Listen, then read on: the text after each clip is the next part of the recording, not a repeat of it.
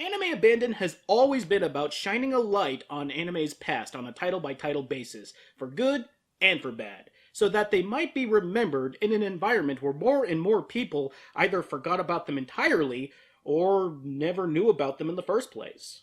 Though that is the stated mission of the show, I'd be lying if I said that it's the only thing that motivates me. Another huge part for me is the notion of finding hidden treasures buried between the countless unsold copies of Dragon Ball Z DVDs at your local FYE, or possibly encountering a dust-covered VHS tape of some forgotten piece of unbelievable crap at some podunk Goodwill at the ass end of town. Of course, that's assuming that the majority of anime that made its way here are unjustly neglected gems like Video Girl Eye, or unimaginably silly and stupid train wrecks like Sins of the Sisters. When the reality is that the vast majority of anime released back then, and today, are just mediocre wisps of effervescent nothing, or they're just bad in altogether uninteresting ways. Not unlike Battle Skipper. A 1995 OVA helmed by longtime Slayers director Takashi Watanabe, Battle Skipper, the 3-episode OVA, but we're calling it the movie because fuck you, you don't care, the movie, was licensed here in the States by our old friends at Central Park Media, where their business motto of quantity over quality meant that we were privy to a bevy of uninspired, trucked out, left where it laid, fair to midland averageness. Knowing those kinds of odds, the only thing I could have reasonably expected out of Battle Skipper was that it didn't annoy me. And to its credit, it didn't annoy me all that much. Yes, we are at the point where we are meriting something for not being all that annoying. I mean, what else can there be said about Battle Skipper the movie? The only interesting thing about this was that it was based off a series of toys by Tomy, which never saw an official release here in the States, so yeah, there you go. Time to whip out the elbow grease and get this anime ready for the showroom, because it sure as hell ain't gonna polish itself. This is Battle Skipper. We begin our story with a rich bitch's morning routine before she heads off to class in a goddamn spaceship. You know, as you do. However, looks like she has more on the brain than just school. Rumors are spreading about these enhanced battle skippers. We should probably find out more, and soon. Word has it that the test pilots are calling themselves the X-Stars. The X-Stars? Yeah, I know. Dumb name, right? They might have meant for it to be hyphenated like X-star or something like that, but they literally spell it EXSTARS. That's not the name of a group of giant mech pilots, that's the name of a VH1 reality show! Although, a show where people like Danny Bonaducci and Barry Williams fighting each other in giant mechs, couldn't be worse for careers than celebrity boxing. Back on planet Earth, we meet our heroines, who I suppose are characters, by the technical definition. I mean, they exhibit traits, but they're so formulaic and by the book, it feels like the OVA was written by TV tropes. How would it look if I were late on the first day of school? Wait up! Saori! Wait! How could you? Leave your best friend to die like this! Spare me the drama, Shihoko. You were the one who said we should get up early and be the first ones here so we could make a good impression on the first day of school. Even though that was only 20 seconds, that's about all there is to these characters. One's energetic, the other is clumsy and easily led on. What, you were expecting more? Ha!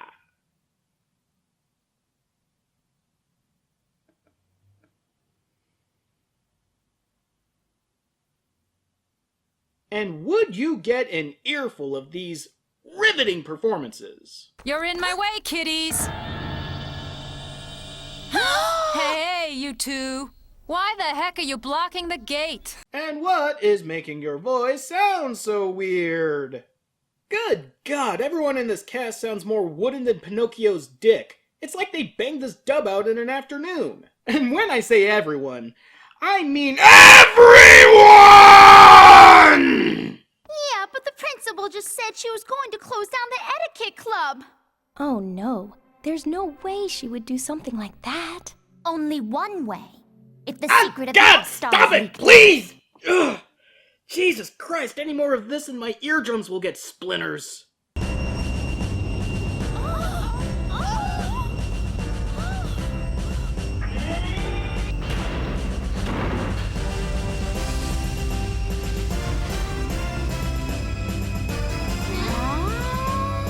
Okay, on one hand, this sort of sounds like Ravel's Bolero.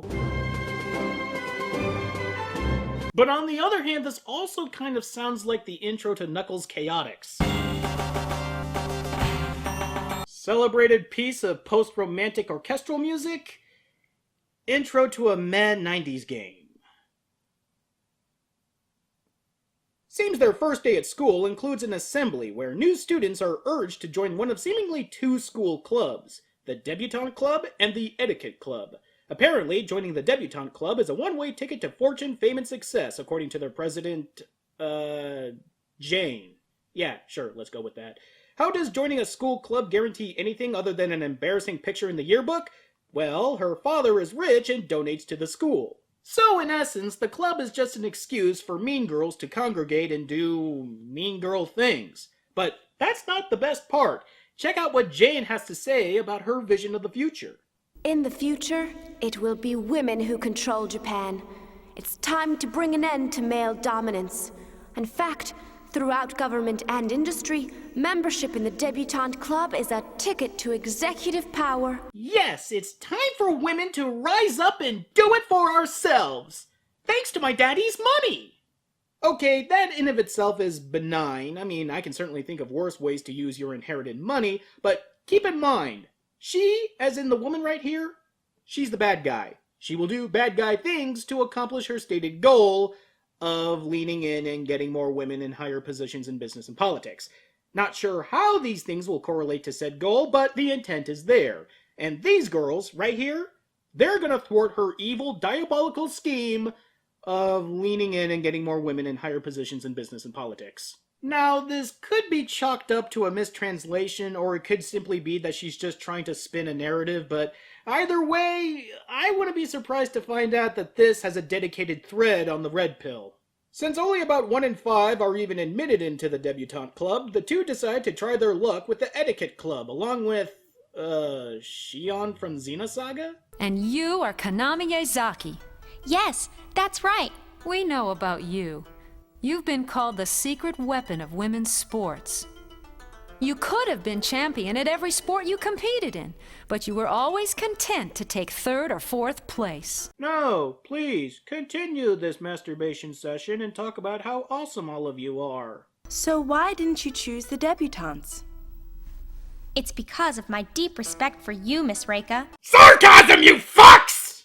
The three are quickly accepted, but it looks like Shion has ulterior motives. She snoops around the Etiquette Club along with the other two, and they wind up discovering the club's secret, that they are indeed the X-Stars, complete with the titular battle skippers and magical girl transformation tubes. Huh.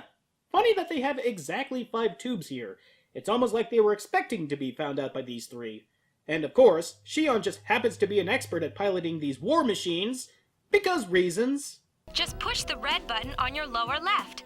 That's the Battle Skipper's AI. Artificial intelligence will guide you. This one? System on standby. That thing can speak now. Oh, I got this!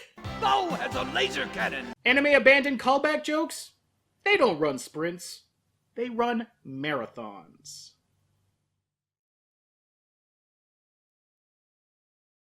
It's a good thing that they discovered these battle skippers, because it seems the other personality-less women are in trouble trying to foil a bank robbery led by Jane's manservant. Surely these completely untrained amateur schoolgirls can save them, thanks to a second magical girl transformation sequence. Eyes that pierce with a fiery blaze. A pounding heart gunning for battle. The lightning itself is mine to command. The one and only... the Great Saiyaman! At this point, I'm just trying to amuse myself. Quick! Run away! They got yo-yos and boomerangs! If we don't get out of here, they'll bring out the jump ropes! So the day is saved, and the curiously absent cops finally arrive like a goddamn flotilla to see the robbers trussed and handcuffed, courtesy of the X-Stars? Look, the name is bad enough, but can you at least agree on a single way of spelling it, for God's sake? Our second episode begins with Jane chastising her manservant for failing to capture the Xyz. And Jesus, woman, careful where you throw your 4 o'clock Merlot! I'm sorry, Toto. Did that hurt?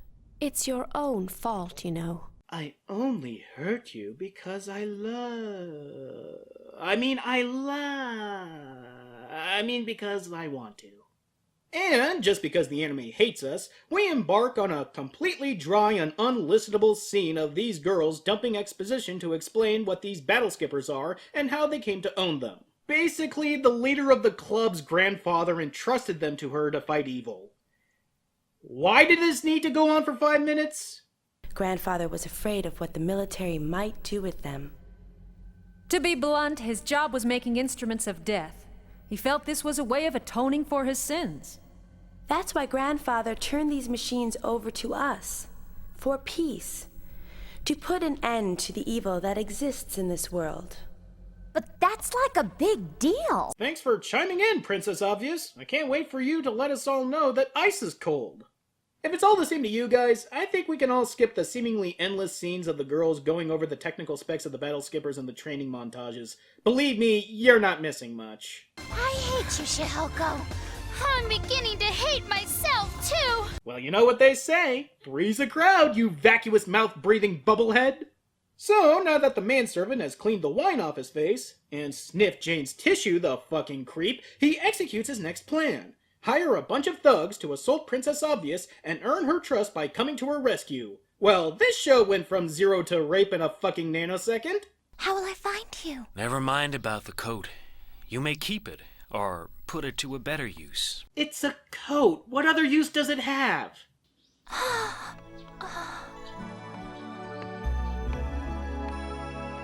What a wonderful man. And that bandage is just so sexy. No, it's fucking not. Now, Dark Man, that's the guy who can rock the bandages. Comparatively speaking, I mean. This whole setup is for absolutely nothing, too, because it just turns out that the manservant somehow disguised his way into being a new teacher at the school, so that he could get Princess Obvious alone and drug her to hypnotize her into stealing the AI of the battle skippers. Okay, I can possibly understand that because of the false flag, Obvious felt safe putting herself alone with him in the first place, but couldn't he have just bullshitted a reason to get her alone after class as her teacher? But all of that doesn't even touch the biggest problem with this scene. How in the world did Manservant know that Obvious was a part of the Exies in the first place? Oh, and I am not done, as Obvious does as she is instructed and lifts the AI, but is caught red-handed. But then, all of a sudden, the Manservant appears with a bunch of soldiers. So, if they knew where the battle skippers were, and who had them, and could get inside their base without alerting anyone, hence why they caught these girls by surprise, why the fuck did they need to hypnotize Obvious at all? Believe it or not, that's pretty much the entire story of the episode. Mind-controlled Obvious fails to kill the co-president, and then it becomes a down-and-out brawl, with the only highlight being the voice of Obvious's nearly stolen AI. What do you want? A Kansai accent. Yeah, my programmer was from Kansai. You got a problem with that? There ain't nothing I can do about it, so get used to it, honey.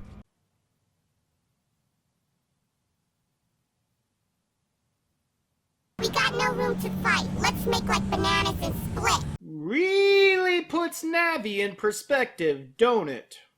But what can you do? Tai Chi, Taekwondo, kickboxing, jiu-jitsu. Yeah, point me to the martial art that, shuts you the hell up!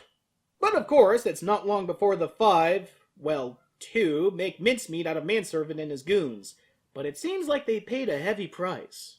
Don't worry. That was just a sub-base.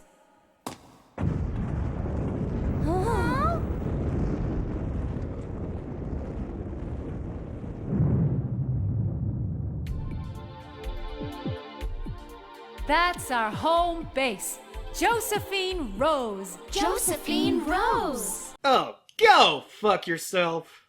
The last episode is here, and baby, we're gonna power through this even if it kills us. So, because the president of the Etiquette Club is an idiot, she gets into Jane's car, even though the rest of the club recognizes the manservant driving said car. Even at the order of the main house, I will never hand them over.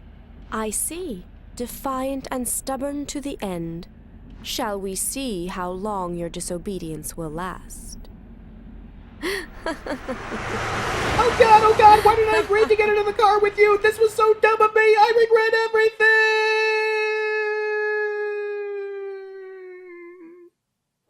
president preoccupied, Jane's goons decide to swarm the etiquette club, but Shion's got this one and tells the rest of them to go out and save their dumbass president. But it looks like Jane was expecting the company and is prepared a fleet of, oh, for the love of, that's just Space Battleship Yamato! They didn't even make an attempt to hide it! Come on! They come to rescue you and bring the AIES right into my trap. But how could they? How could they? Why wouldn't they? You've been kidnapped, sorta, and now they're trying to rescue you, you fucking dolt! Also, is Jane octuple jointed or did she just break her fucking wrist here? They come to rescue you and bring the AIES right into my trap. So, after a lackluster scene where Jane tries to pull a Vader and have the president join the dark side, the battle skippers encounter the Yamatos. Now what is the situation? Take a gander over yonder. Quiet. Reckon those are them new military battle skippers, the ones Makuhari Industries built for the army. What? Why do your battle skippers sound like they should be singing for Duke Phillips? We're the bears who sing for Duke, doo-dah, doo-dah. Drinking moonshine till we puke. Oh, da doo da. The Yamatos proved to be a tough fight, but the Exes managed to trick everyone by sneaking out their battle skippers and finding manservant at the Yamato's control station, which begs the question that if the battle skippers can function completely autonomously, why the fuck do they need the Exes in the first fucking place? Whatever. They managed to cripple the Yamatos and rescue the president, but Jane is a sore loser and summons her flying fortress. And corners the Exes. But then Shion makes the save by emerging from the briny deep in Josephine. Yeah, Shion managed to overcome the goons, completely off screen by the way, and just magically knew where everyone was. I have an easier time buying the ending to fucking Hudson Hawk. So with their floating rose fortress, they defeat Jane, but she escapes to live another day. Nothing is accomplished, nothing has changed, and our time has been thoroughly wasted. And that was Battle Skipper. Are you beginning to see why I consider this anime to be bad, but in a nebulous, ill-defined way? Everything worth talking about Battle Skipper revolves around three things: its poorly structured plot, its wooden-as-hell voice acting, and its general lack of reason to exist. Everything else is just a thick malaise of, well, shittiness. Sorry, but there's just no better term for it. If you base your opinion on bad by how utterly forgettable and lacking something is, then this might be one of the worst anime I've ever reviewed. I mean, at least Odin had some cheesy moments to lighten the mood, and at least Wild Cards was so stupid you couldn't help but remember it. But Battle Skipper? There's just nothing to it at all. The characters are painfully one note and prove to be utterly superfluous in the grand scheme of things. The story is a meandering mess of plot holes and inconsequential bullshit. The few attempts at humor are just tragic in execution, and the robot battles are nothing we haven't seen a million times before. Fuck, the robots themselves don't even look interesting. I honestly, and without any sense of hyperbole, cannot think of one thing this anime has done well. I suppose that's one thing it can say for itself, but that is not something to be proud of. And you know what? I'm getting really sick and tired of talking about crap. I want to talk about a good anime. A legit good anime. And I think it's high time we paid respects to an OVA that's long been overdue. Till next time.